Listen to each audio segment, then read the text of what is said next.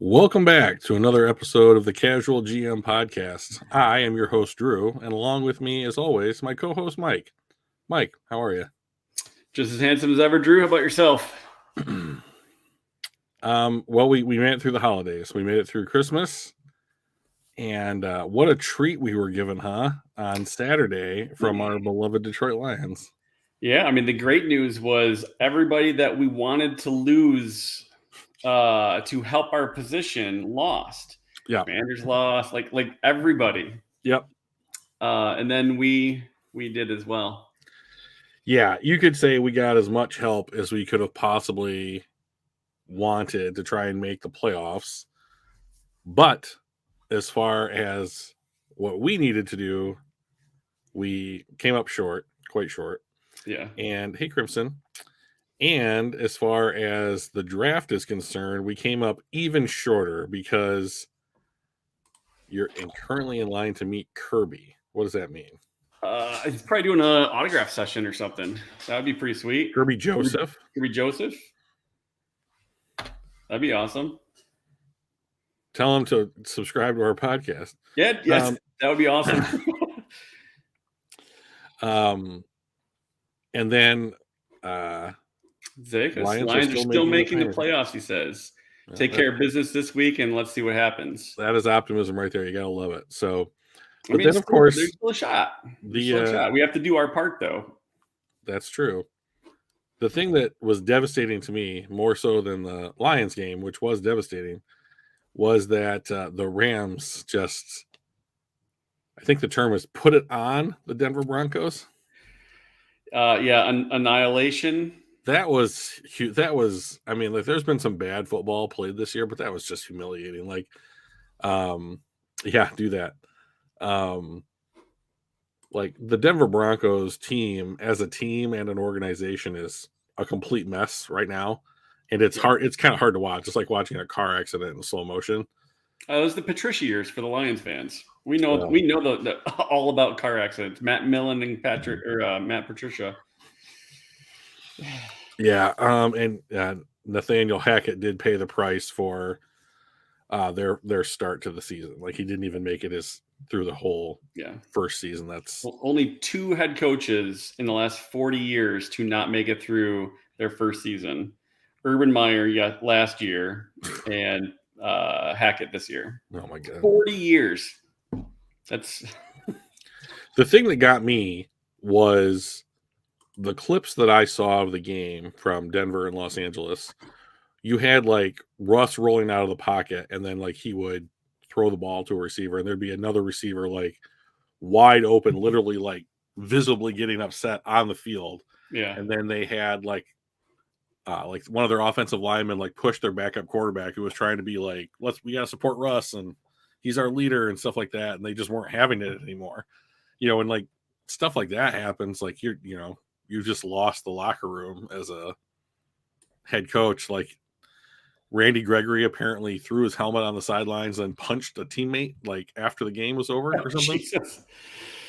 Yeah. So there's a little bit going on in the NFL. Apparently Marcus Mariota from the Atlanta Falcons, after he was told that he was going to be benched in favor of Desmond Ridder, has like left the team. Yeah, just up and disappeared. He's just disappeared from the team, and like their coach gave a interview recently, and their media asked him like, "Hey, what's going on with Marcus?" And he was like, "I literally don't know where he is. Like, when I know, I'll tell you." But like, he's just straight up like gone. Yeah, he did oh my gosh, Dennis Rodman. Right? Yeah, he just up and left the team. See if he's going to show up on stage somewhere in Vegas or something. Isn't that what Rodman ended up doing?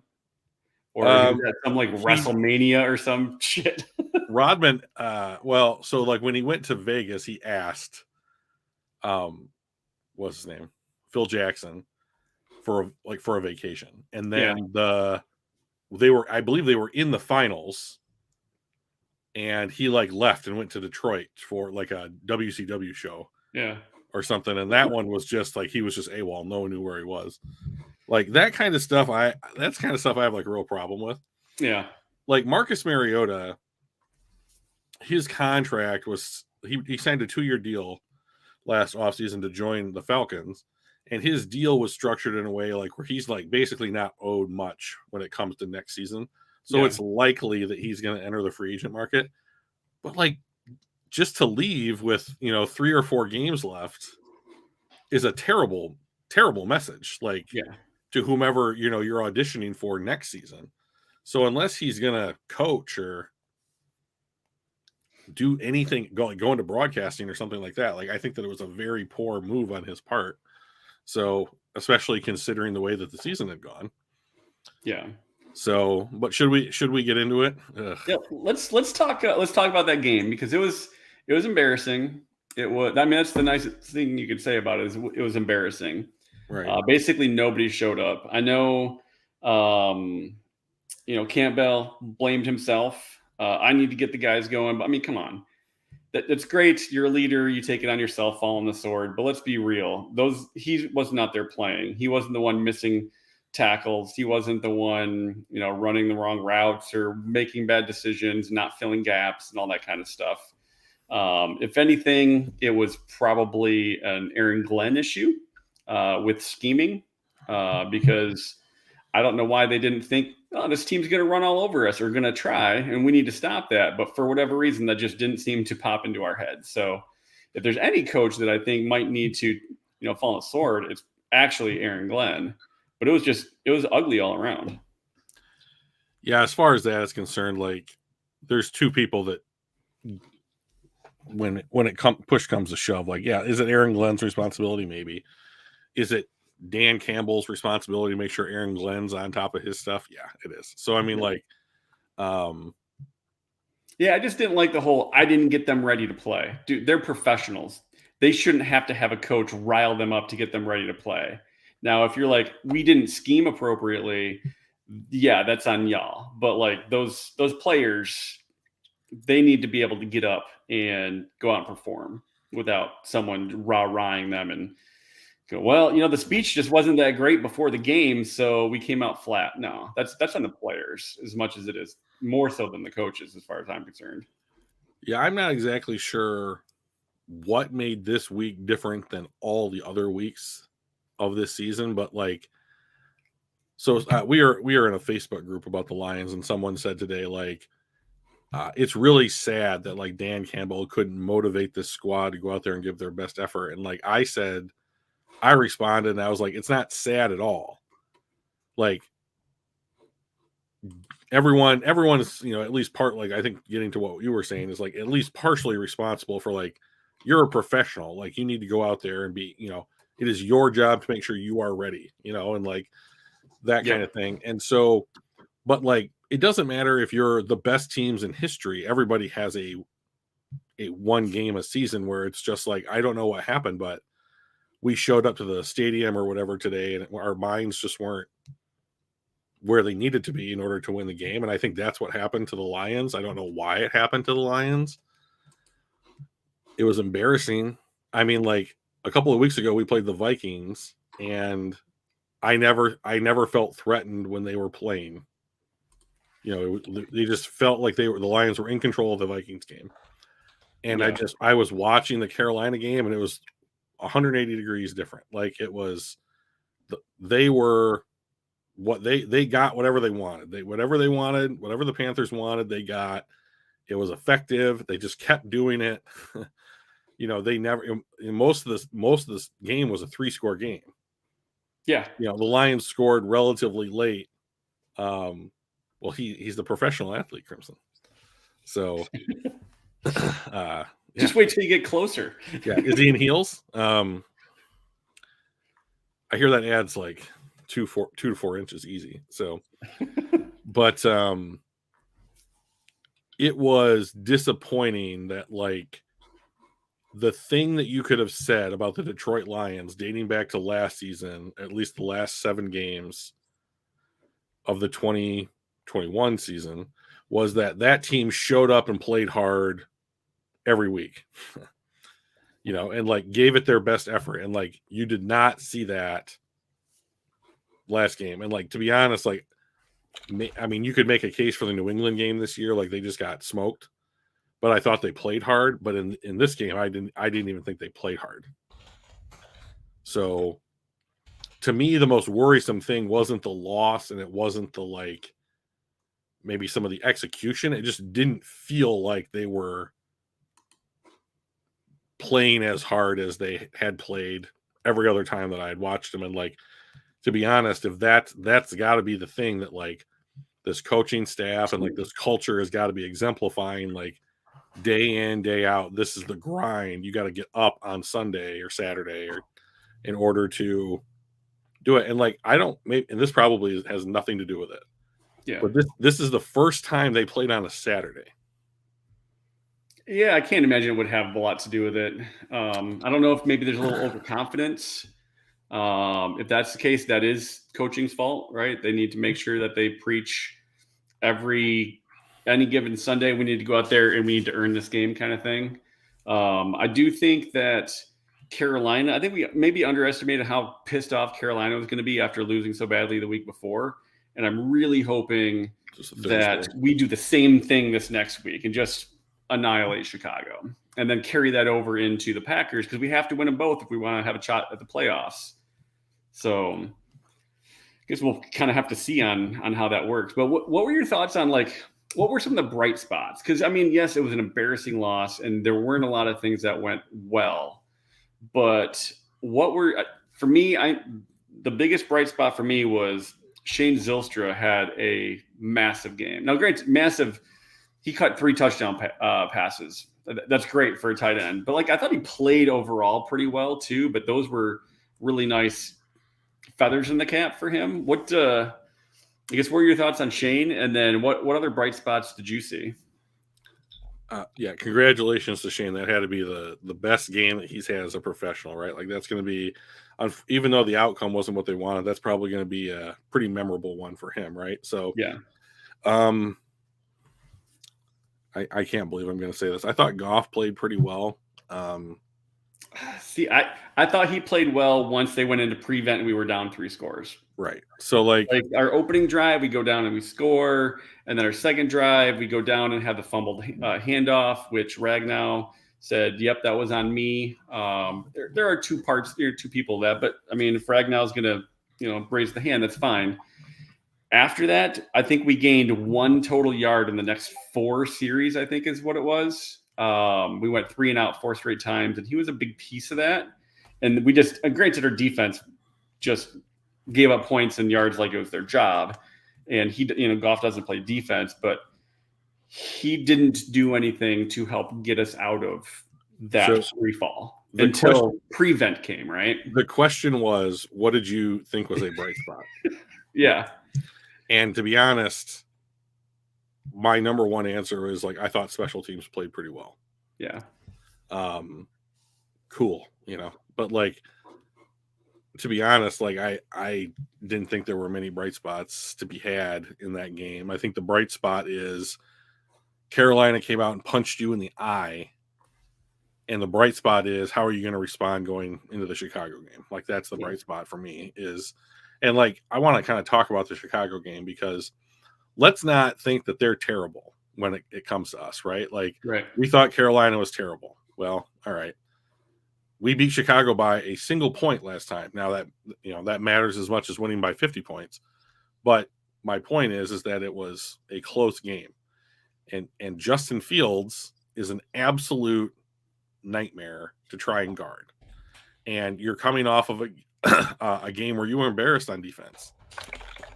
So you need to get your head right quick, and get that turned around. And the Packers are still playing for playoff contention.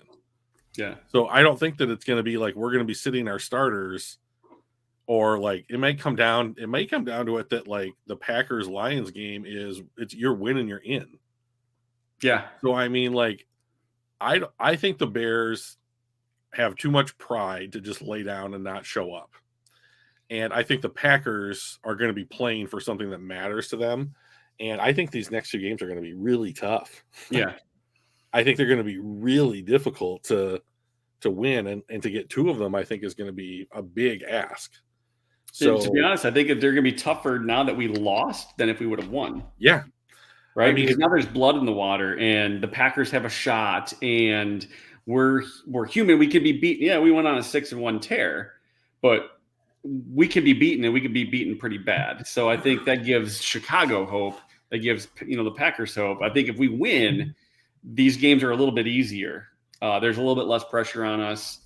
Maybe Chicago doesn't feel like maybe they feel we're a little bit more invincible than we are, kind of thing. But that loss was devastating in that regard too. Yeah, it was. This was a week where like you go and you look at the film and you like the only thing that you can really do is learn from your mistakes. Yeah. And there's not going to be a ton of like, oh, okay, so this is what we want you to do. Like maybe on like a player by player basis, on like a play by play basis, you could get some of that like, all right, okay, good job, Jeff. This is exactly what we want you to do in this situation. Keep doing that, raw. But like a lot of it's going to be, I think, like what were you thinking? I think that one, like we talked about bright spots. Let's talk about some dark spots. Okay. There's a lot of them. Go for it. Ife Melifonwu starting his first game at safety was atrocious. Yeah. Now, they had to play him because Deshaun Elliott was hurt. And I think it was Kirby Joseph and like CJ Moore and Melifonwu were about the only guys out there that could play safety. Yeah. So he saw reps. And like, to be honest, I don't think he's going to get any better unless he gets reps in order so he can learn what he's doing wrong or whatever. But yikes. Like this is his, like the latter half of his second season. And I know that he switched positions from corner to safety, but yikes. I mean, this was when Kirby came in and played well in his first game. I was like, oh, okay, there's something to build on. I didn't see a lot to build on here. And considering his injury history and like the way that he's performed, like in special teams and on the field thus far, mostly in preseason, I really got to think this guy's going to be a cut candidate, even though he's on a rookie deal. Yep. Like you just seen nothing from him.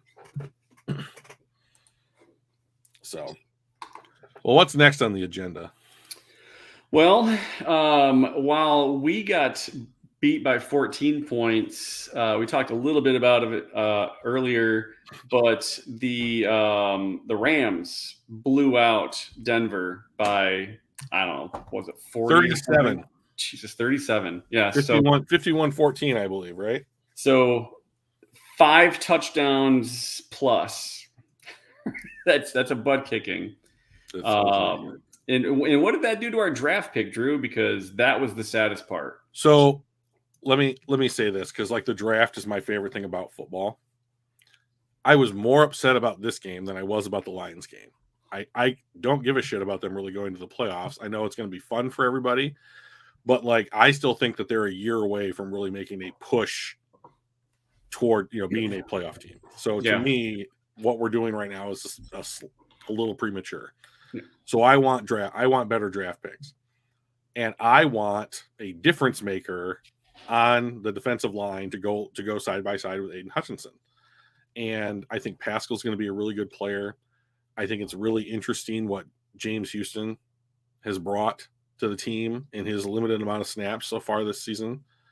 And I've liked what I've seen from Aiden, but like I want a tag team partner for Aiden Hutchinson, or a guy that you can replace Jared Goff with. And the only way you're going to get that is if you draft in the top 3 in this class. And if the Rams lost to the Broncos, they would have flipped positions in the draft, and the Rams would have had the 3rd pick. It would have been Houston, Chicago, Los Angeles. Thank you very much, LA Rams. But because Denver is such a hot mess right now, it dropped the Rams pick down to 7th. And this is my nightmare. So like a month ago when I'm like, hey, they're right around what I expected. Cool. Let's lose out. And I want the Rams to lose out. Yeah. So that we can have 2 top 10 picks or whatever. It was so that this team could be able to push forward to,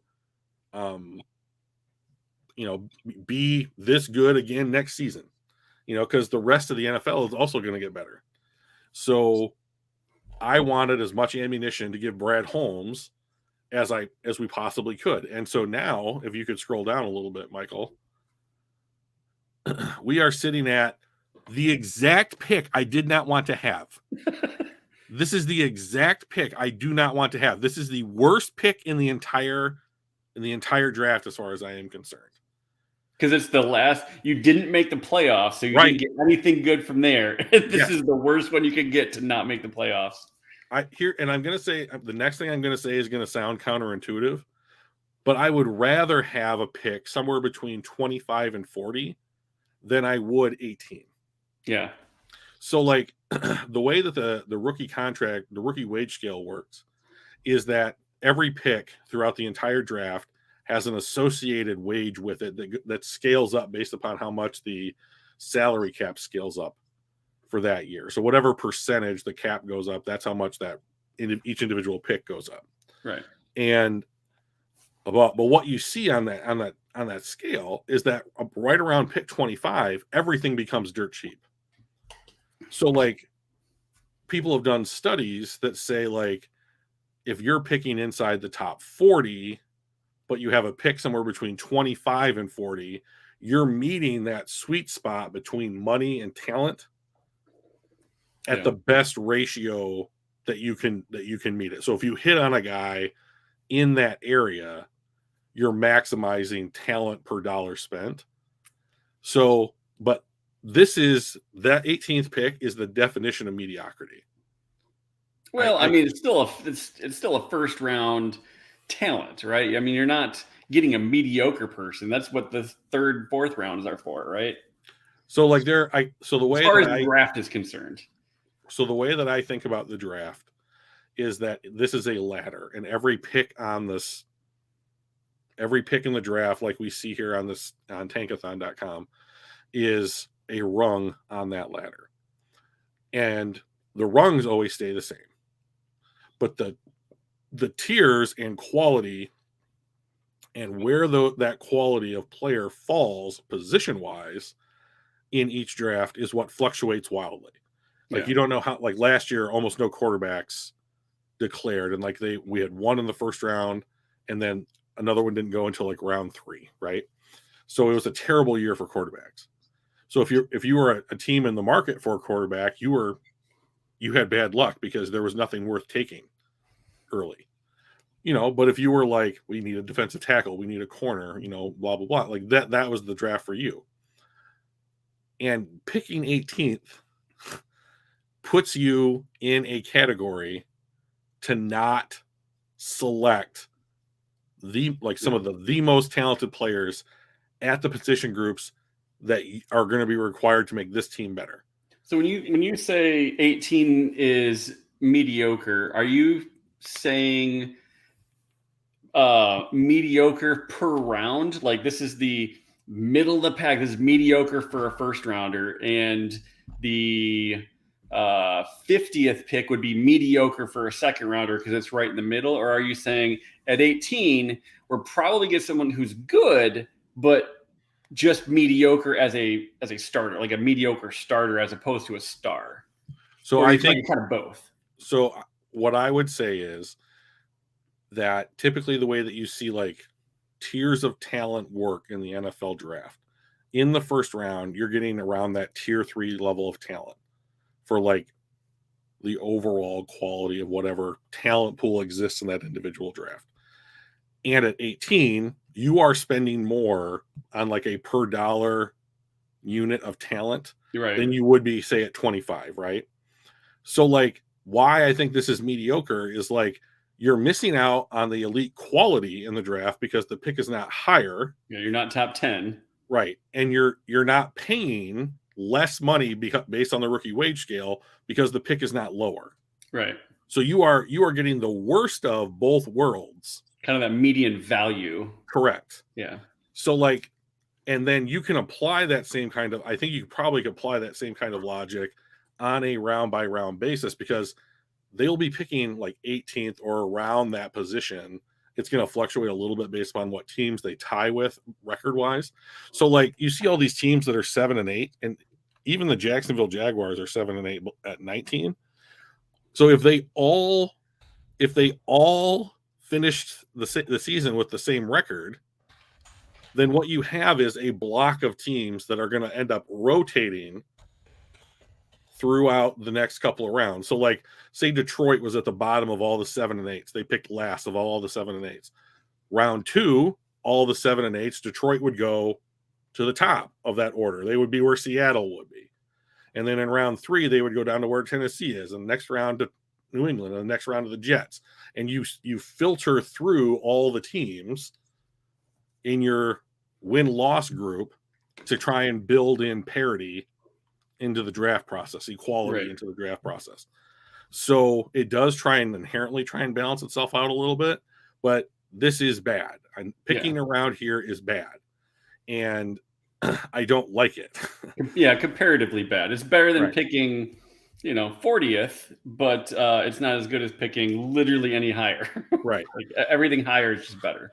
So if the Lions were to make the playoffs and say get the 20th pick in the draft, hey A6, what's up A6? You could at least sell me on the thing like, hey, they made the playoffs. This roster is gaining playoff experience. Right. Okay, that offsets it a little bit to me. I would rather have the 19th pick than the 20th pick, and I'm always going to say I'd rather have one pick higher, until you can't get any higher. But like, if you're going to miss the playoffs, then you should want your draft picks to be as high as they possibly can be, and that's the lowest that it can be, and not make the playoffs. So like, that's the worst kind of miss to me. So we still got 2 more games. We're going to see how it all plays out. Maybe they'll make the playoffs or what have you. But I've been impressed with what they've done already. Yeah. So we talked earlier this season, right? That if we can get to 6 or 7 wins, that we were already considering that what we were aiming for as hey, we got 3 wins better than last time, and we're already over the 6. We're already at 7. Good chance we're going to hit 8 if Chicago doesn't surprise us. Yeah, like to me, these were kind of my benchmarks personally for like what I thought would be good progress on this rebuild. 3 additional wins than last year. Check. We had 3 last year. We've got 7 this year. That box got checked. I wanted to win 2 games on the road of those 6. Check. We have multiple road wins this season. I wanted to beat 2 teams in the division. Check. We've beaten all 3 of them, at least once. And we have an opportunity to sweep the Bears and the Packers. Yeah. So that would be cool, because everyone hates the Packers, so like, I'm also not a huge Bears fan. Right. So it comes with the location that we are in. Yeah. One of my good friends is a Bear fan, and sometimes like he doesn't give a shit about football, but like sometimes he'll be like, no, that's where I'm from. Like that's my team or whatever. And we'll go back and forth a little bit, just talking shit or what have you. But like, we got a couple Packers and Bears fans at work. We just hired a new Bears fan, and I didn't know before we hired him. I should have asked. Yeah. But so the Rams, so looking at their pick, they've got the Chargers. They're on the road to the Chargers at home. And then they are on the actual road for Seattle. So the odds are, Baker Mayfield went 24 for 28 for like 315 yards and 3 touchdowns or whatever. It was absurd, the stats that he put up. But it was also Denver. So I don't see that happening again, most likely. But it's possible they could pull out one of those games. So this was 100% my fear. Yeah. So my fear was Baker Mayfield, for as much negative press and whatever he's received lately that ran him out of Cleveland, he has this in him. Yeah, like Carolina. He has this. They've already surpassed my expectations, one pride. He has the ability to have these kinds of games. And like, yes, it was Denver, so that is a real factor. That's a real factor. Denver had a decent defense, right? Going in. Yeah. But Baker Mayfield has the capacity just to be like, I just like to call them fuck you games where he comes out and he's just like, fuck you. And he just goes out there and crushes you. Yeah. Like Baker Mayfield has that gear. No matter if you don't like him or think that he's a bust or whatever. Like, He can't do it 17 times in a season, but he can do it once or twice. right. And so, like, here's the thing about Baker Mayfield that like helps him reach that gear is his confidence level. And I don't know what would, like, when you start off your Rams tenure 48 hours into the experiment and you pull out like a 2-minute drill that wins them the game or whatever on like a spectacular play, like that's got to skyrocket your confidence. And then he goes out and has this game and like, oh shit, all of a sudden they picked up a couple wins and like now they're on a roll and there's hope. And, people are playing for something that isn't just like draft spots or like they're playing for pride. They're playing for their pride now, and it's, I think, thanks, Funky. We appreciate that, man. And I think that he's rallying whatever that roster looks like now. They're down everybody. I mean, they're second string across the board. And, Cam Akers is playing well all of a sudden. And like Jalen Ramsey is, rallying people. And like all of a sudden you have a quarterback that's like, rah, rah, look, I can do stuff. And, yeah, it's the Broncos, but they won it, and like that tally mark in the win column goes down as if they had beaten the Chiefs. So yeah. And then if they win one more of these, they're going to be sitting. I mean, assuming Carolina, Vegas, New Orleans, and Cleveland don't win, I mean, they would end up having a stronger strength of schedule, right? Which actually would drop them to the 10th pick. Right. Everybody would move up and they'd drop into the 10th pick, and that's even worse for us. So the only thing that's the saving grace of this scenario, Rams wise, is that both Los Angeles and Seattle have something to play for. Yeah. And I do think that those two teams that they're playing are better than the Rams are currently. And they're both on the road. So like I'm much happier about the Chargers and the Seahawks chances to beat the Rams than I was the Broncos. But I mean, yeah, now it's a coin flip as far as I'm concerned. I was really, really, really upset. I know. I saw that you texted me like right after halftime. Like, how does the number 8 pick sound? I'm like, what? I pop on my phone and I saw they were up like 31-7 or something like that. Like, holy crap. I could not believe my eyes. I look at it and it's like 24-6 or some shit in like the first quarter. Yeah. And I'm like, what's going on here? This isn't first quarter scoring. What's happening? And it's just like they just trounced them, and they trounced them from the first quarter to the fourth quarter. Yeah, they just didn't let up. Oh, it was.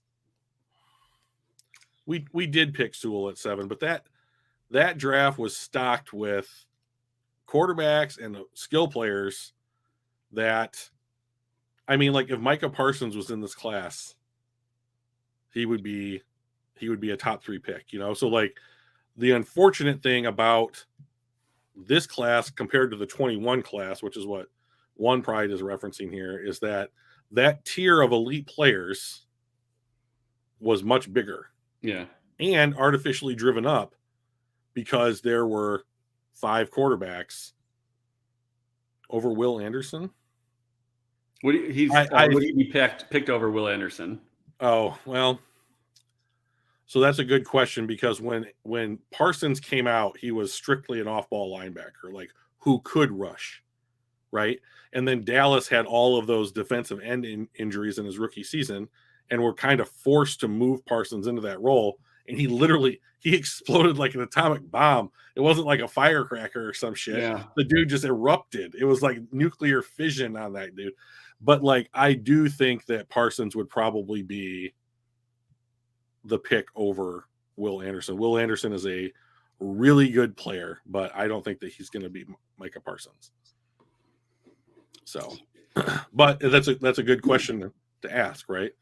So, the problem that I don't know if it's a problem, but like the thing that you kind of have to like pray for now is like what happened to the Lions last year. Is it's like Jacksonville has the number 1 pick, and then they fuck up, right? Because they took Trayvon Walker, who was just like all theoretical upside, right? Like Yeah. the dude had more theoretical upside than anybody in like almost the history of the NFL draft. But like the Lions were like got in trouble. The NFL scolded them because they ran the card in so quickly that they didn't get all their commercial time, or whatever off the clock. And so it's like you can't turn your pick in, but we know who we want. It doesn't matter. We want to run some more Bud Light commercials. So they got yelled at by the league for skipping the line basically, and like taking Aiden Hutchinson. But like that was a great move. And like in the 2021 draft, you had it went what quarterback. It went tight end. The kid from Atlanta. Why can I not think of his name? Oh, the tight end went to Florida. He's a wide receiver that plays tight end. Anyways, yeah, Kyle Pitts. Yeah, and then Chad, help us out, but you got it there.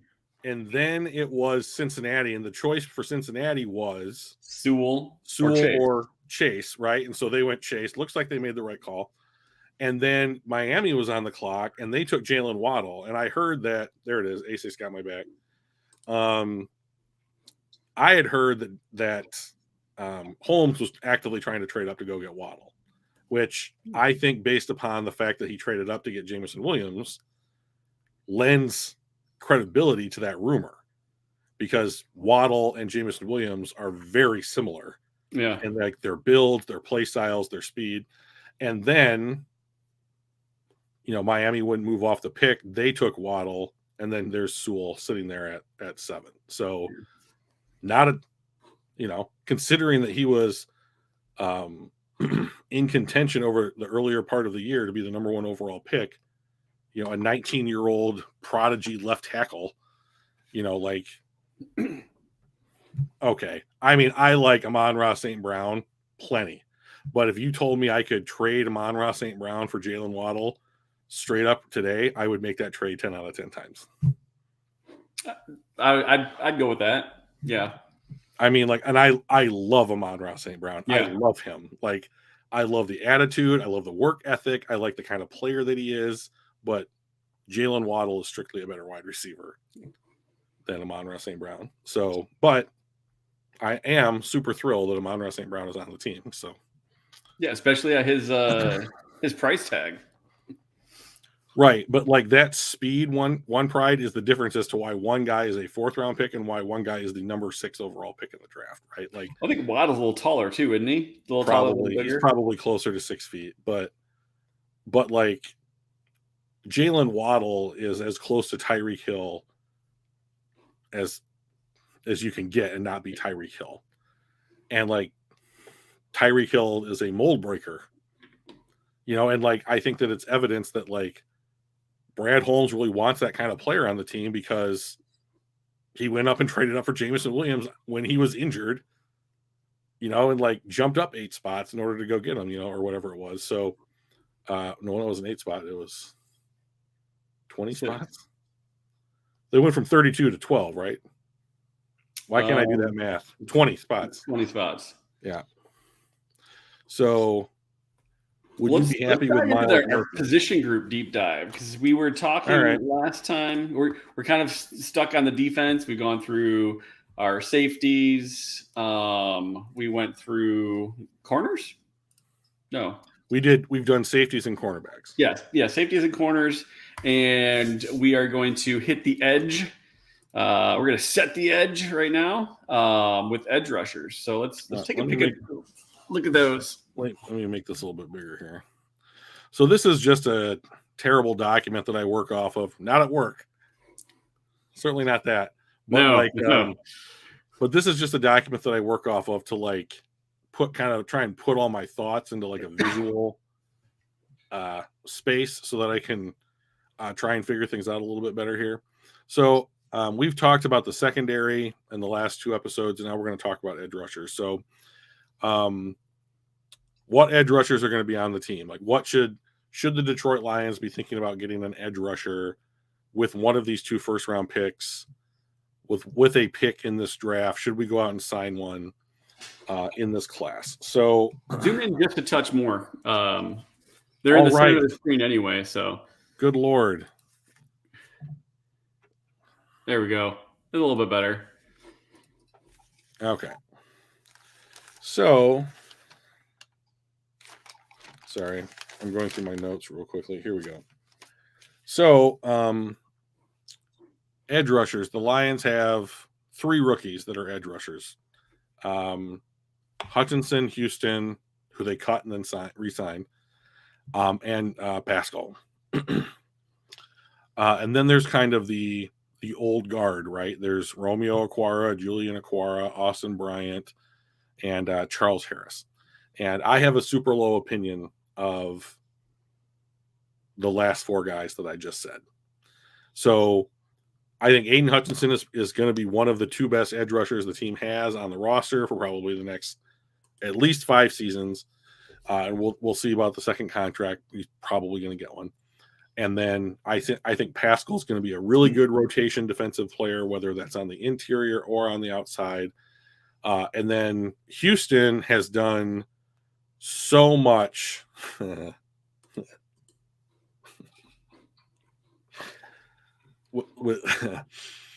Houston has done so much with so little that I think that you need to give him more snaps next year, developmentally at a minimum.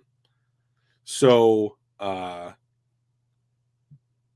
with all that being said, let's take a look at the guys who are currently on the roster, who are not part of this rookie wave of defensive linemen.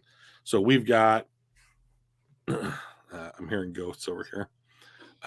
Mark Malik is in the house. Welcome, Mark. Thanks for joining us. Yeah. So we have Romeo Okwara, who has played the last 3 games after missing the previous 25 games. Basically right after they re-signed him. Not his fault. I totally understand. Don't want to blame him, but he hasn't played. Now, there are people who think that Romeo Okwara is a good player. I'm just not one of those people. He's a good player, just not for the salary or the consistency. Like, yes. I mean, if you could pay him half of what he's making, would you keep him? No. So, so let's talk about that. So, so we have Romeo Okwara next season. He'll be making some money, but he'll be making $14.5 million. And if you were to cut him in the offseason, you would take a $7 million dead cap hit, and you would save $7.5 million on your cap. So he is basically that you're going to save as much as you get rid of, but you would open a roster spot. And then the next most expensive guy is Charles Harris, who's making basically like $8 million. He's just making like $12,000 shy of $8 million. And then you have Austin Bryant, whose contract's up, and you have Julian Okwara, who's making like $1.5 million. It's basically nothing. So what do you do with those players? Well, you have Houston, who's making less than $1 million next year, who looks like a dude that even if you just brought in on or straight up rushing the passer, don't do anything else, looks like a guy that's going to be able to contribute in certain situations. Like, he took down Josh Allen twice. He's gotten Trevor Lawrence. I think that he's in line for more snaps. Like, he's only played like 67 snaps, 80 snaps so far this year in like 5 or 6 games. But if you can get that total up to 200, 250, if his win rate, pass rush win rate, and like sack totals are going to be a linear progression, then you're looking at a guy who you took in the 6th round who might be a 10 sack guy. And if he can get anywhere close to 10 sacks, he's worth every dollar that you're paying Romeo Okwara or Charles Harris, right? Yeah. So here's my kind of compromise on what I want to do to develop James Houston. And that is, I want to cut Charles Harris. Okay, you cut Charles Harris. He's in a similar situation to Romeo Okwara. You're going to save $4 million, a little bit more than what you are going to take on your dead cap hit. The commish is an inside guy. Good to know. So, you would save $4 million, and then you would have that would free up enough snaps that you could develop James Houston. Okay. So should Romeo Okwara play? So I think that if the Lions were going to go into free agency and try and replace a starting edge rusher that would take all of Romeo Okwara's snaps, you're probably not going to be able to do that for less than what he's currently making. So my thinking is you keep Okwara for one more season. Since you cut Houston, you have to re-sign him.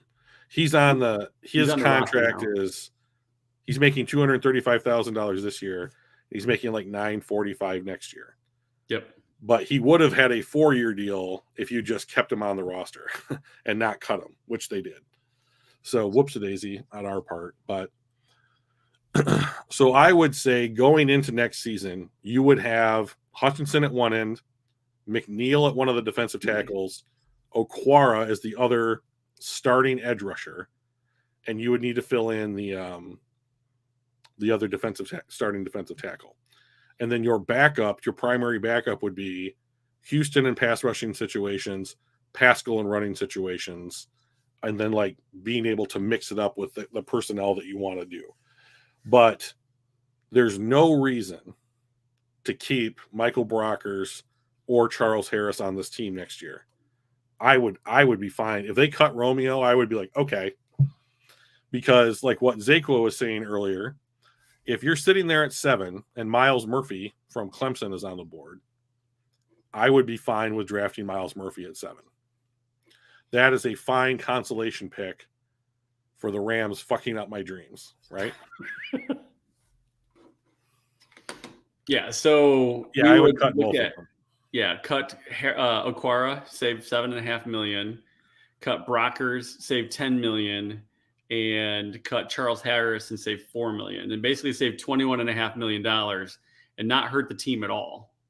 Right. So like Okwara had a couple of sacks a week ago.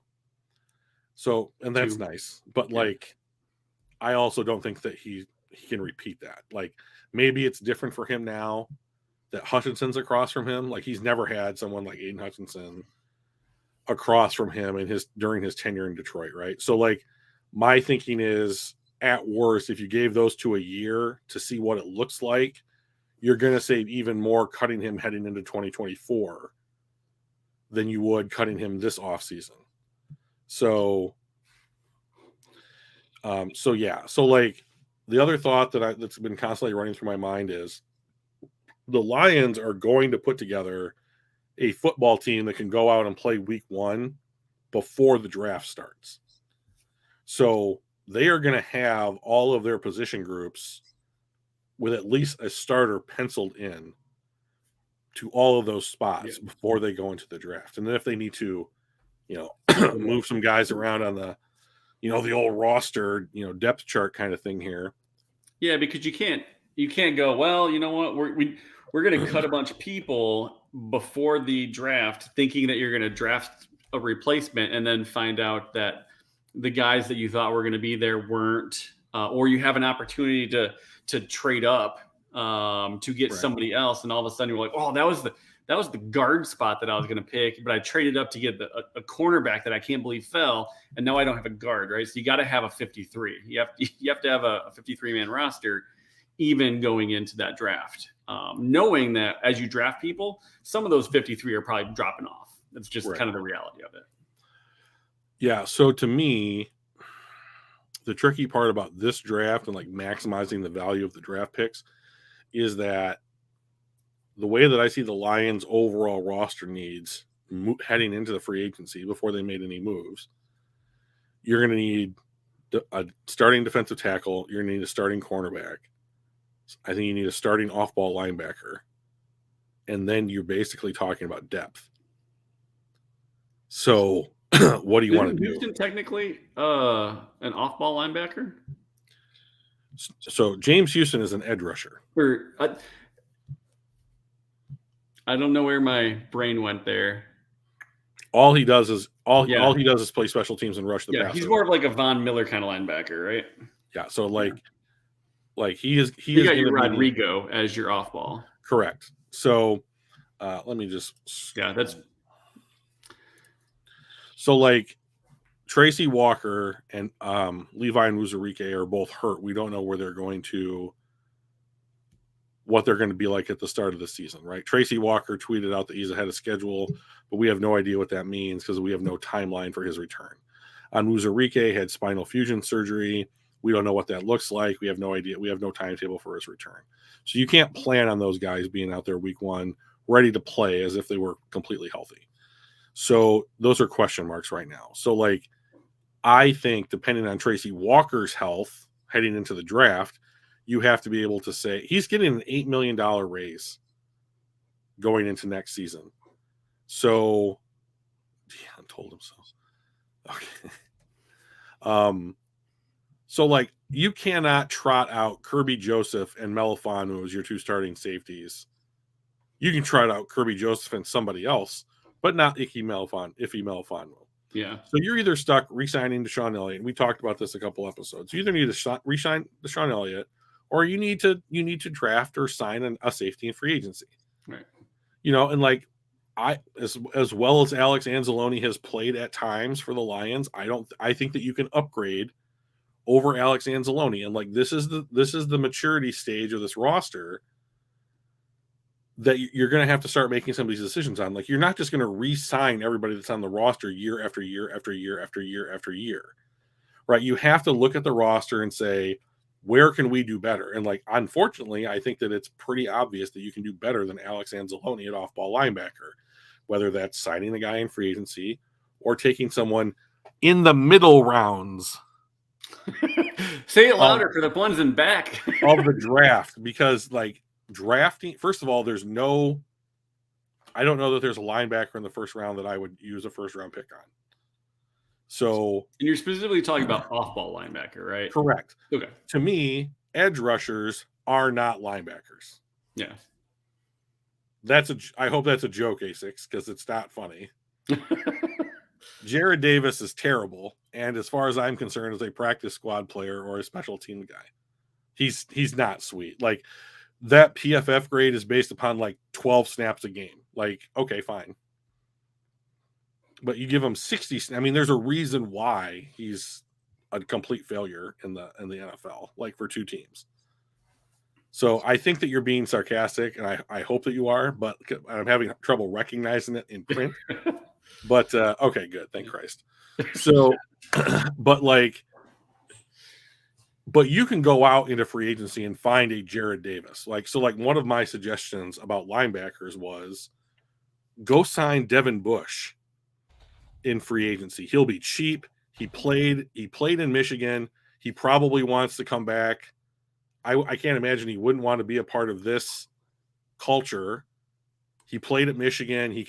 He's probably fine with coming back and playing in Michigan again, and you sign him to like a cheap 1 or 2 year prove it deal for depth. And then I don't think that it's any worse than having Alex Anzalone on the roster. And then if you go into the draft and it's round 2 or round 3 and you've got a Drew Sanders or a Jack Campbell or an Owen Papo or somebody like that who's going to make it to like round 2, 3, or 4. TJ Edwards, you want to sign? Is he from Buffalo? Or am I thinking Tremaine Edwards? You're just going to override my screen, you son of a bitch. I am. I know. So this is the on Spot Track. This is the free agent tracker for 2023, filtered to edge rusher. JJ Watt announced this is his last year. He's going to retire. So we can get rid of that. But these are the replacement, potential replacement options. So the guy that I would pick to let's say the Lions cut bait with like Austin Bryant, his contract's up. They don't re-sign him. They cut Charles Harris. They cut Romeo. They're in cost-cutting mode, right? Brad Holmes wants to do that. I'm signing Brandon Graham. Yep. So like the dude has been an extremely effective pass rusher his whole career.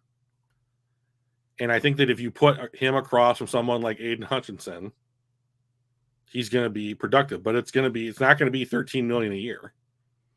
Yeah, and it's at 34, almost 35 years old, you're probably signing him to a 1 to 2 year deal at most, right? Yeah, and if you wanted to be something like 7, 8 a year, maybe 9, okay, fine.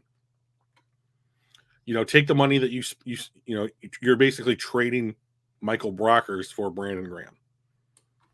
I would do that. So right, that kind of thing, and then you can give. We're probably asked about Clowney.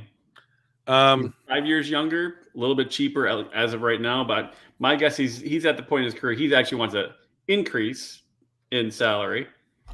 Well, the only problem I have with Jadeveon Clowney is that he has basically signed like 1-year deals for like the last 2 years because he's consistently asked for like a multi-year contract that no one wants to give him.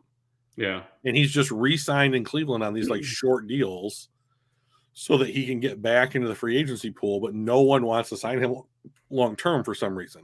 So I wonder if it was something like, if you just threw out something like, we're going to pay you, like, how about a 3-year, $21 million deal?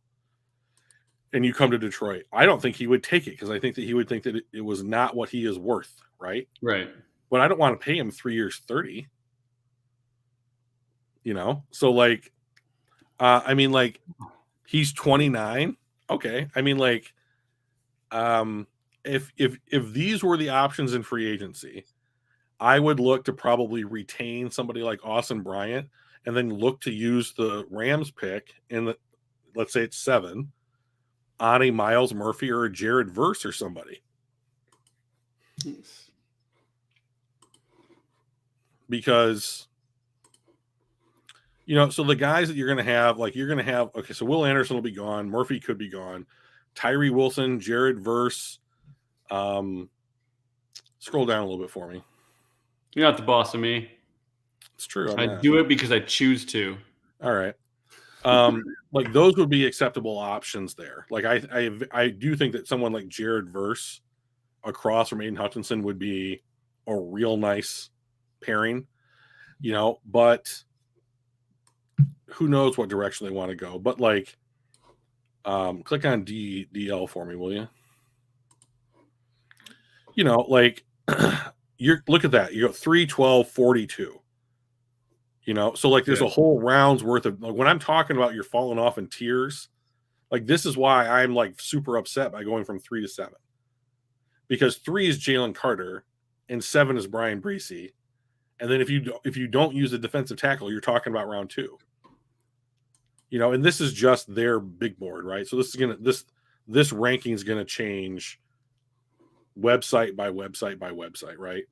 So I mean, these are probably the 3 positions we'd consider, right? And yes. Edge, and corner, because we're not going to be up high enough to get the quarterback we want. He'll be gone. Right. There's one quarterback in this class that I think can come in next year, and there won't be a significant drop off. And I am guessing that he would be taken number 1 overall, and that's Bryce Young. But and even Stroud is going to be gone before we get to 7th or 8th. We already have CJ Stroud on the team, so that's fine. Yeah, but we can get him cheaper and younger with more upside. Yeah, but why? Cheaper? But do you want to take just a younger, cheaper version of what you already got instead of improving, right? Right. So I mean, like, to me, if the Lions are going to take a quarterback in the upcoming class, it's either you've traded up or Bryce Young, or he fell into your lap somehow, where you're picking, and then or Will Levis is still on the board with that first pick, and you just are like, all right, we're just going to swing for a home run, and this guy's going to need 2 years to develop, or something at least, but like, if you're going to take someone like Will Levis, I don't want to sit him for a year. Like, that whole sit for a year thing is a myth. Like, the last 2 quarterbacks that sat for a year and then came in are Patrick Mahomes, and then it was all the way back to Aaron Rodgers, who sat for multiple years because there's a fucking Hall of Famer in front of him. Right. So, like, that doesn't work. Like, that's not something that happens. Like, and then everyone's going to point out, like, the quarterbacks that were taken in last year's class. Or like Trey Lance, I guess, technically falls into that category. Neat. Yeah, does anyone think Trey Lance is going to be a starting quarterback? You think or Zach Wilson's going to be a starting quarterback in like next year's class or whatever. But like, Kenny Pickett started most of this year and he was the 20th pick in the draft. Like, if you're gonna draft a Will Levis, then just play him. So like, get rid of Goff, try and get some draft capital, save some money. And if you're going to take a rookie inside the top Denver's 10, looking for a decent quarterback. So the sin in that situation wasn't the trade. It's the contract. The extension is the sin. Like, if you look at some of the numbers about how they can move off of him, they are horrific. Like, if after this season, if they designate him a post June 1 cut, you can do that with 2 players a year. If they designate him a post June 1 cut, they'll take a $20 million cap hit next season and a $67 million cap hit in 2024. It's vomit inducing. Go post June 1. See where it says cut pre June 1? Yeah, go post. Yeah. Yeah. So $42 million extra. It's just gross. So, I mean, whoever got that contract signed, give yourself a pat on the back. As an agent? Yeah, pretty much. So, like, as far as like the Lions edge rushers are concerned, I think you let Austin Bryant walk. He's done nothing. I think that you cut Charles Harris to develop James Houston. And then not wanting to have to build in a bunch of additional like depth onto the roster, like I would probably keep Romeo Okwara and Julian Okwara and give them each a year. Then Julian's contract's up after this upcoming season, I believe, and you would save a lot more money on Romeo Okwara if you were to cut or trade him. So the money looks better there, and it gives you another year to like develop a guy, sign a guy in free agency, see what you have on the roster to see if you want to keep them or not. But I don't want to get rid of all 4 of them and then have to replace another 4 players, heading in, to get the 53-man roster going. So, well, we'd have to cut Romeo Okwara this year. If we cut him at the next year, we get a 0 savings. No, that doesn't make any sense. That doesn't. Hang on one second. I think that's not. I got it up on the screen for you because I am just that good. That's a void year. Yeah, so like his contract's up after 2023. Yeah. So if we're going to save any money, we cut him this offseason, and we'll save 77.5. Sure. Yeah. So like to me, the problem I see on the Lions roster is that there's a lot of these like individual void years creeping into like their contract negotiations because their cap situation was so bad that they needed flexibility just to be in the system to elevate people off the practice squad and what have you and that kind of thing. And they had to restructure guys. So now like DJ Chark, Romeo Okwara, what's his name? Taylor Decker, Vaitai, they all have void years worked into their deals. And that's just dead cap into a future season. So I don't like it. So I guess back on the draft or sign, we kind of looked at the free agents that are out there. We could potentially grab a couple. That's going to happen before the draft, right? Free agency hits before the draft. Correct. So whether we can get a Robert Quinn or Jadeveon Clowney or Brandon Graham or whoever, we'll kind of know by the time draft comes in whether we've kind of filled that spot, right? Right. And then, so we'll have a little bit different conversation probably once free agency hits between that and the draft, as we'll probably do like a review, a defense review and offense reviews type of episodes where we can kind of, all right, now that free agency's hit, let's see what we got. But like right now, I mean, we got some decent options here. Some of them are relatively young. Clowney's 30. That's not super young. But Ashawn Robinson's 28. Former Lion, yeah. Farrell's he'll be 26. So we got some guys in their mid to late 20s that are options and not super expensive. Like I would rather see a couple of these younger guys a little bit less expensive and save that money on Aquara. So Even if it's one just like a pride, 2-year deal. how are you going to outbid the Bears for Deron Payne? Deron Payne. He's from Washington. He's an interior defensive tackle. Okay, that's why I don't see him up here. I'm like, I recognize the name, but so like Deron Payne would be a very nice player to have on the Lions, but like considering that the Bears have $50 million more than the next highest team on the market, it's just like the Bears are going to get whoever they want first, because they're going to be like, that agent's going to be like, oh, hey, Chicago, Detroit's willing to give Deron Payne like $15 million a year. Well, we'll give him $16 million a year. Okay, neat. And then why wouldn't you take the 16 as opposed to the 15? So like, and that's just going to, I mean, that's how I would do business. I mean, like I would take Clellan Ferrell too and just give him like 2-3 year deal, cheap. He got run out of Las Vegas. He's going to need to like quote unquote prove himself. Like I don't mind taking a player like that, putting him in a better situation, letting him like develop or mature or like prove it, and then just letting him walk into free agency and get a comp pick. Yeah. That's what the Rams might have been doing with Baker Mayfield, thinking that if Stafford is hurt for good, has to retire, then we've got at least somebody on the roster that's, capable of being a starter. But if Stafford comes back, we can let him walk and get a comp pick. So it's kind of win-win for them picking up Mayfield off the waivers. Yeah, and that was my way back when, like when he was getting run out of Cleveland, I was like, I don't mind if Mayfield comes to Detroit for that exact reason. Yeah. Is that like at the worst, no one's going to take less money to play football. That's ridiculous. Come on. Let's be Unless real. you're at the end of your career and you're going let's be real about this. Okay. Like that'll happen only if they're at the end of their career, have never won a championship, and a stacked team is looking for their services. I mean, if it's like, hey, Detroit's going to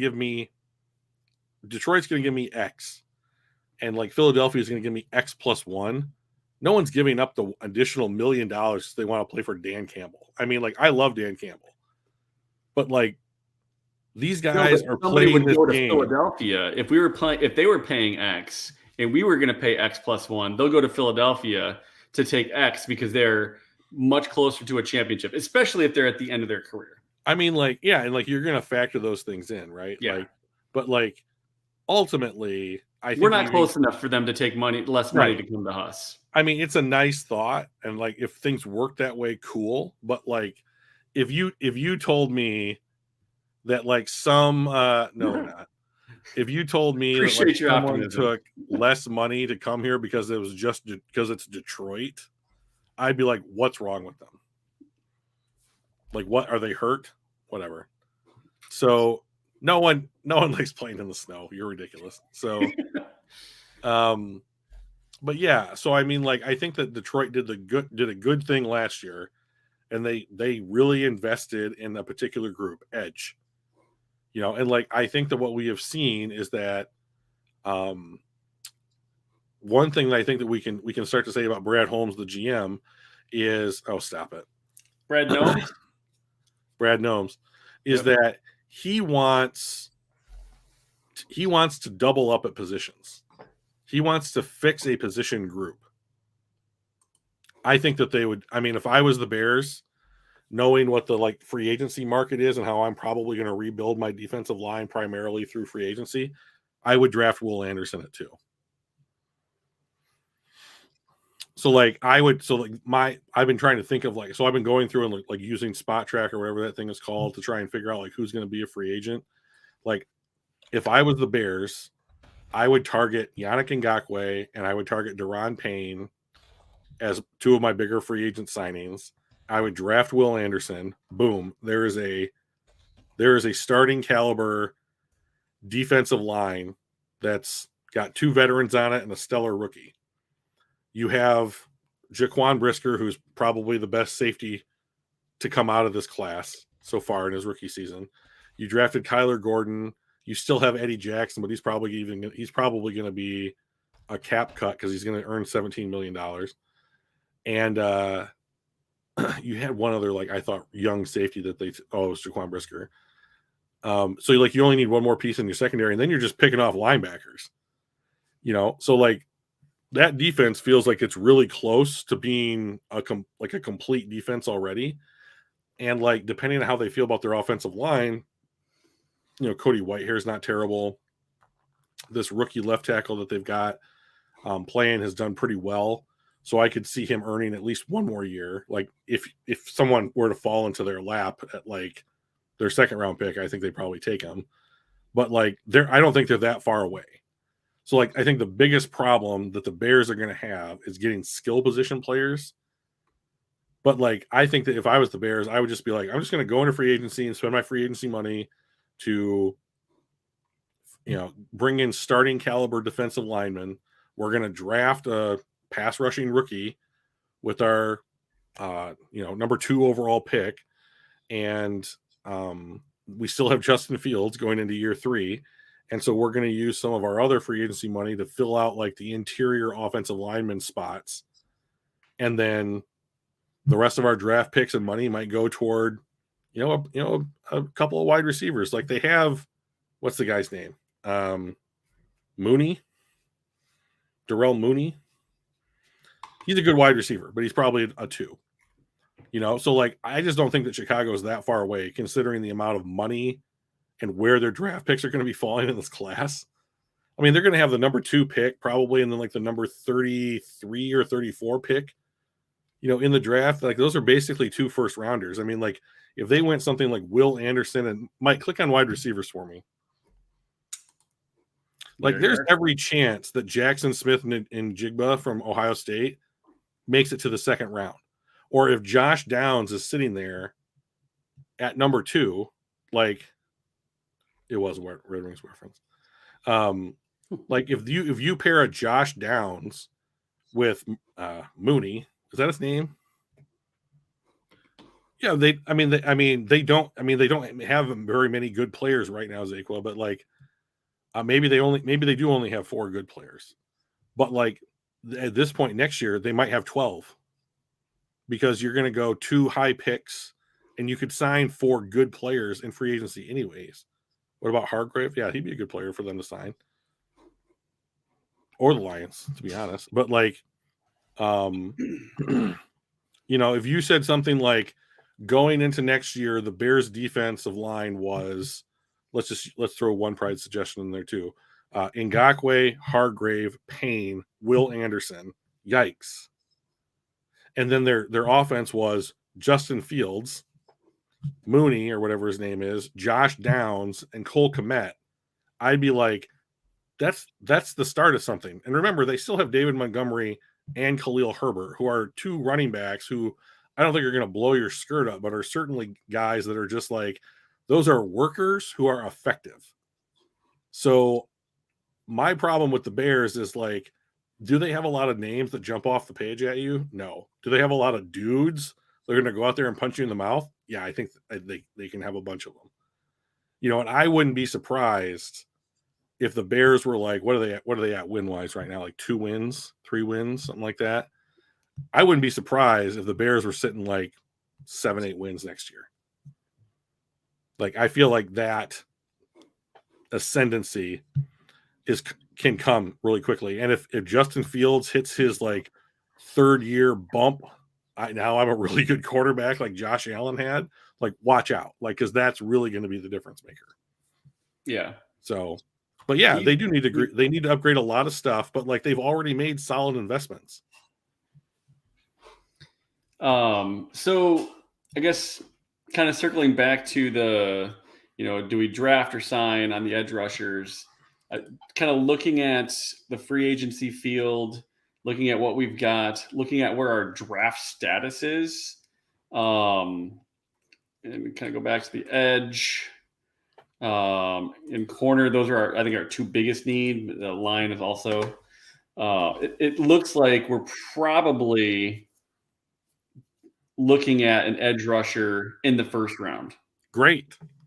Right. So like I would love that. So like if you wanted to say, just scroll down like 1 or 2 spots for me, right? Okay, so like if you wanted to say, Drew, you can come out of this draft with Miles Murphy or Jared Verse at 7, and one of Christian Gonzalez, Devin Witherspoon, or Clark Phillips at 18 or 20. I'm just going to skip home because that's where you want to invest your picks, man. Those are premium positions at positions of need with roster spots available for them to play immediately for the Detroit Lions. Wins all around. Dropping back, trading back to say 11, 12-ish, and then grabbing like a Joey Porter, Kelly Ringo, Gonzalez, knowing that we've got some really good cornerbacks that are kind of slated to go in that area. Getting another draft, maybe it's a late second or a third or something to drop back Campbell. Just 4 or 5 spots. I'd rather play for Campbell because I don't know anything about Eberflus, but other than he coaches the Bears, which sucks. So like at 7, I think that the number one thing that I would be doing if I was the Lions would be like, what is this quarterback class shaping up to look like? Right. So like what I would want, can you go back to the order of the draft, please? Yeah, I like Christian Gonzalez a lot too. So like let's say Houston goes quarterback, Chicago's not going quarterback. I don't think Seattle's going quarterback. Arizona's not going quarterback. So here we have Indianapolis. That's your first, that's your second guy, right? Right. So let's say Bryce Young is gone. So is Indianapolis gonna take the safe guy, CJ Stroud, who has like higher floor, lower ceiling, or do you think they're gonna take Will Levis, higher ceiling, lower floor? So one of those 2 guys is gone. Okay, now does Atlanta, who took Desmond Ridder in the 3rd round last year, are they going to give him a year? I don't know. Are they going to sign another dude? I don't know. They could certainly take a guy. Like Desmond Ridder's not going to keep me from saying like we're going to bring in Will Levis. But let's just say they take any other non-quarterback, right? Right. All right. So then Carolina is there. Las Vegas is there. Tennessee is there. New England is there. The Jets are there. New Orleans. That pick goes to Philadelphia. Oh, shit, that's right. Yeah, they're not going to be in the market. Right. So, like, you could, if Carolina wanted to move up 1 spot because you're like, hey, man, we're going to take Levis here. And they're like, ooh, we would really like Levis. And we're going to be like, well, you kicked our ass. So we want pick 8 in a 3rd rounder to move up 1 spot. Fine. I would do that. You know, if Vegas wants to come up because they want the guy that's going to replace Derek Carr. Yeah. I mean, what if a Miles Murphy has dropped into that area and a guy like, or a place like Vegas or Philadelphia is like, you know what? I'd really like that. Is that worth dropping back for? Or knowing that it's Philadelphia, it's going to be even further back in the rounds, right? You wouldn't know that until you had made the trade, right? Yeah. So, like, the question is, you're on the clock at 7, Miles Murphy is there, and you get a call from Vegas that says, hey, we want to come up for a quarterback. Yeah. So what do you do? So, like, what I would say is they probably don't. They're probably not telling you what they're looking for. They're just saying, I'm interested in the pick, right? But there has to be assumptions. But what's the logical assumption as to why they would want to move up 2 picks and jump Carolina? Yeah. Right. So like the assumption would be you're going to take a quarterback. You're right. Because that's what you do in the top 10. So like Vegas calls you up and they said, all right, Mike, we're going to give you 9 and a 2nd round pick to move up to 7. And that's the offer. It's not a great offer, but are you really going to miss out on somebody that you're going to take otherwise and you're going to gain a 2nd round pick? I'd do that in a heartbeat. Right. So like it's Miles Murphy or pick 9 and a 2nd round pick. What are you going to do? Yeah. I mean, at that point. No, like tell me what you would do. Like, what would you do? Would you accept the trade? Oh, or would you take Miles Murphy? Okay. So now you can always, you have 3 really good cornerbacks that you could take at that 9th spot if they take Miles Murphy, right? Right. And then you can go with a guy like Jared Verse later. So yeah, this is the puppet master shit that we're talking about here, right? So Vegas comes up. Now you're picking at 9. They take Levis. Maybe Carolina takes Anthony Richardson from Florida just because it's a quarterback or whatever, and you need to get one of them. Right. Because you have Sam Darnold on your roster. So now you're sitting there at 9, and the pick is we can take Miles Murphy, who we could have taken at 7, or we can take Christian Gonzalez or Joey Porter. What are you going to do? I'd probably take Porter. Okay. So you take Porter. And so now, like, let's assume that, like, Gonzalez, Murphy go off the board. Yeah. But Jared Verse is sitting there. Like, so here's my thing, right? Here's why I might pick Murphy at 9 in this scenario. There's so many cornerbacks. Because there's at least 4 one of them is going to get there. Right. There's 4 cornerbacks between 9 and 18. Yeah. Now, they might all go. Or one of them's there, and you're just like, I don't care if it's Devin Witherspoon or Cam Smith or Gonzalez or Porter or Ringo or whoever it is, because we need one of them. And any one of them is better than Jerry Jacobs. Right. Yeah, I can see that. I mean, it's definitely an interesting thing where our 2 biggest needs on defense are edge and cornerback, and there are a lot of skilled players in our pick ranges. We can take an edge early and then a corner late. We can take a corner early when I say early, I mean 7th, 8th pick, right? That, and then an edge late. So we got a lot of options. So the other pick there that we might want to consider is his teammate, Miles Murphy's teammate, Brian Breesy. He's a defensive tackle, but like I would give him the same consideration at the Lions' first pick. Yeah. As I did Miles Murphy. Like if Romeo Okwara is on the roster, I think I would probably go Marisi as opposed to Murphy. Because who's playing next to McNeil, right? So like it's the bigger fill on the position. Like edge rusher is a better investment than defensive tackle, but not by much. And then I think you're going to probably try and play the board a little bit to say which of these corners is going to make it to pick 18. And like, do you need to trade up 3 picks or some shit or whatever, So that's fine. I mean, like, I don't mind trading up in the second half of the first round a little bit, but not to take a linebacker or a running back or some shit. So like guys that you can bring in UDFA and play for you. Right. Well, should we do defensive tackles next week then, Mike? Yeah, we might as well do that. Do we want? We've already kind of talked a little bit about them. Do we want to combine that with linebackers? You want to double up and just finish the defense? Yeah, and then my thought is after we do that, the following one, we can kind of take a quick summary of what we're looking at on defense and do like a mock draft and kind of talk about the defensive picks during that mock draft for that follow-up show. Yeah, that sounds good. I mean, I do think that no matter how you slice it, like these 2 picks, there's 2 things I think that the Lions could do. Number one, call Houston. Hey, we'll give you, 7, 18, and a pick next year for number 1. Yeah. If you really want Bryce Young. If they're not interested, which they may very well not be. Got it. You just look to add 2 players on the defense. Like we were talking before the podcast, like they're just dead last in so many categories on this defense. Like so speaking of that, just have to add lineups.com. This is a great website, and it shows you visually kind of where you're at. So this is the defense. Lions are here.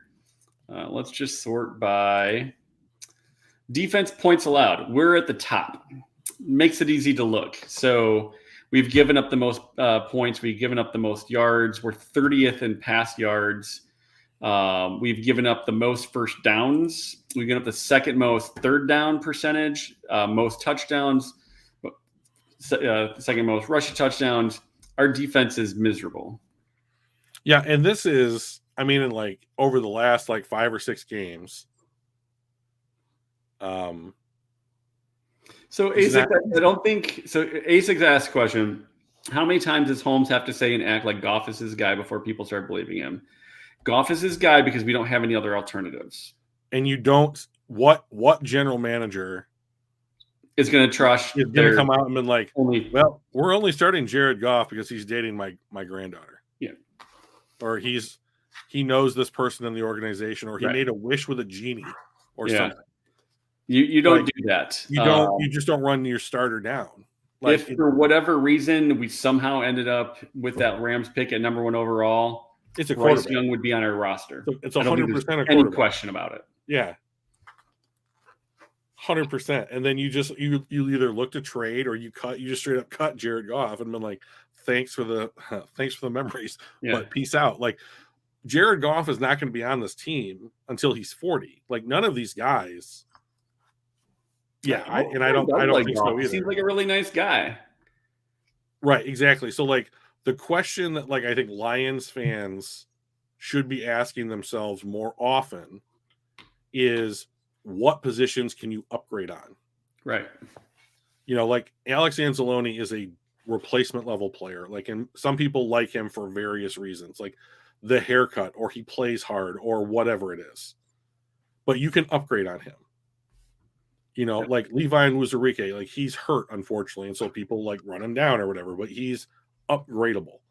Like, and you have to go through with a fine-tooth comb, and you have to look at these rosters and figure out where you can upgrade.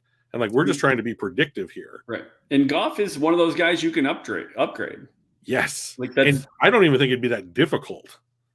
And so one of the things that I think people, like, I've been commenting on different things, and it's like, oh, you just hate Goff. And I'm like, no, he's been serviceable for us. I mean, if we flip this over to the offense and we find the Detroit Lions, we're green. Like, we have green stats on the offense.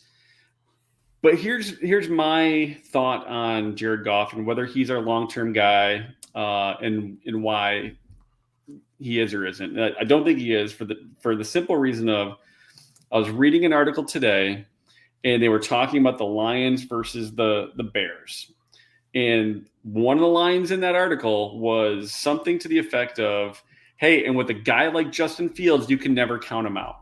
Right. That will never be written about Jared Goff. That's correct. Right? With Matt Stafford, he had an arm, and he was accurate downfield, and you could never, if you have Stafford on your team, you can never count him out. He can come back and he can win those games. If you have Josh Allen, the Patrick Mahomes, Jalen Hurts, even, like, those guys, if you have them on your team, you can never count them out. And that's just not something you say about Jared Goff. Right.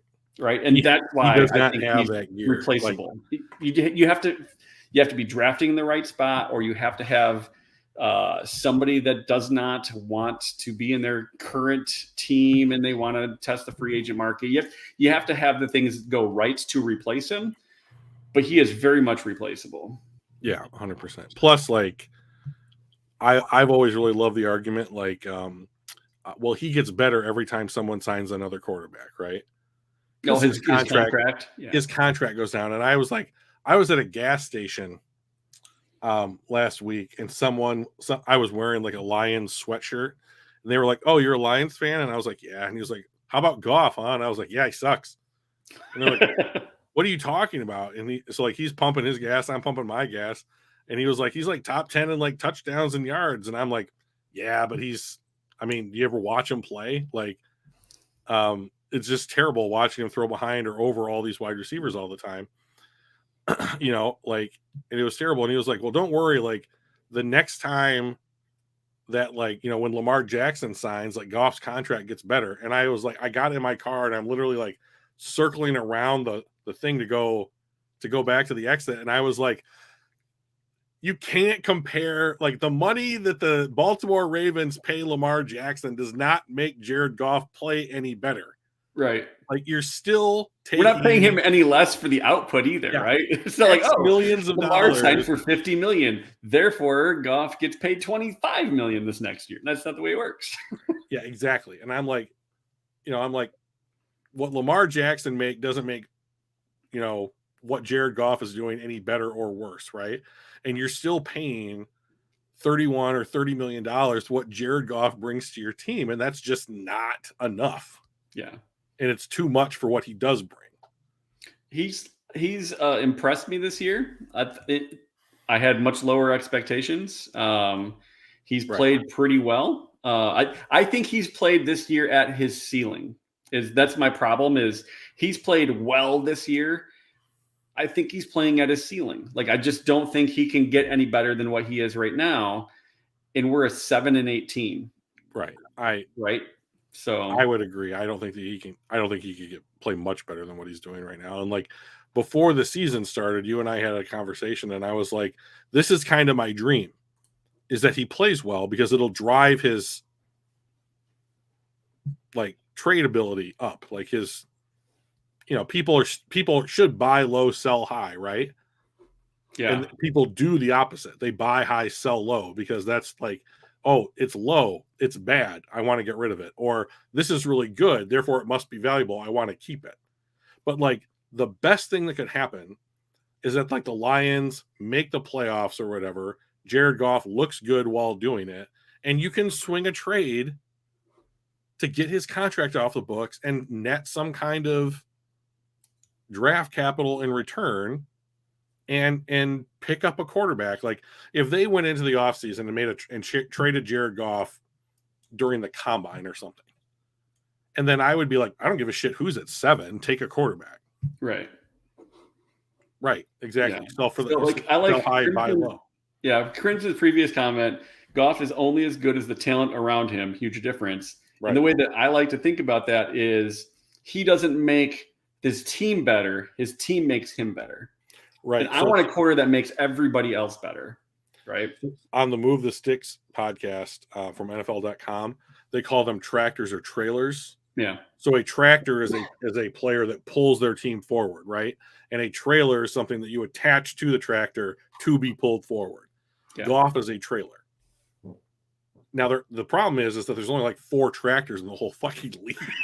So like, there's more than that, but he's definitely not much more than that. So I mean, like, so the problem is that like when you have a quarterback that's like 15, 20, 25, where Jared Goff ends up every year, you're not a tractor. You're not someone who's actively going out there making your team better. Like, I mean, it's not like we're sitting here talking today about how he put the team on his back in a shitty situation in Carolina and pulled them up to a victory. He played all right, but he can only play as well as the other team around him is playing. And last week they just didn't show up for whatever reason, and so he had a decent game, but he's not going to get you over the hill, or dive on the grenade or whatever stupid analogy I need to use here to make everyone believe me. But like you can upgrade over Jared Goff, and like maybe the upgrade is getting a player who's equally as talented for $10 million a year. Yeah. Or maybe the upgrade is getting a player who is better than Jared Goff for $10 million a year. Or somebody that can win with their legs, even at the same skill level, but has this extra thing where he can be, he can avoid the sack. He can make a play out of nothing. Those are the kind of traits that I want in my quarterback. And he just, I feel like all we do is bash him, but I think there's a lot of the commentary around, we'll look at, he's top X in every stat. But I'm like, okay, well, here's the PFF grade. He's 22. Right. Like that's closer to what it is, because otherwise you're just talking about mathematical formulas and you can make those look however you want. Right. Right. Like what we should start saying on our podcast is that all stats are subjective, every last one of them. So like QBR or even like yards is a subjective stat, because a human being had to decide that we were going to play this game in yards and not feet. Right. So like, is it the same thing? No. Is it subjective? Yeah, but it's to a degree. Right. So like everyone, how much it matters, right? It's like everyone yards are yards. But if you went 0-16 and you threw for 5,000 yards, were you the best quarterback in the league? No. Right. So I mean, like I can't wait till the season ends so we can start doing more draft stuff. Because to me that is what football is. Yeah. But like, I know that a couple Lions beat writers have been tracking where their scouts have been going. So I'm going to look up those articles, and then when we get into quarterback, let's do that last. Let's do quarterback last out of all the position groups that we're going to talk about heading into the offseason, because I kind of want to just blow that one out of the water and like talk about like, because Nate Sudfeld's a free agent. Like, so at some point, I think you need to add a body back there. Right. You know, but like, should that body cost you $30 million? I don't think it should. So the cost per unit of performance, right? Right. Correct. So, well, I think we did it, Mike. What do you think? We did. We ran long, but appreciate everybody for sticking with us a little bit longer.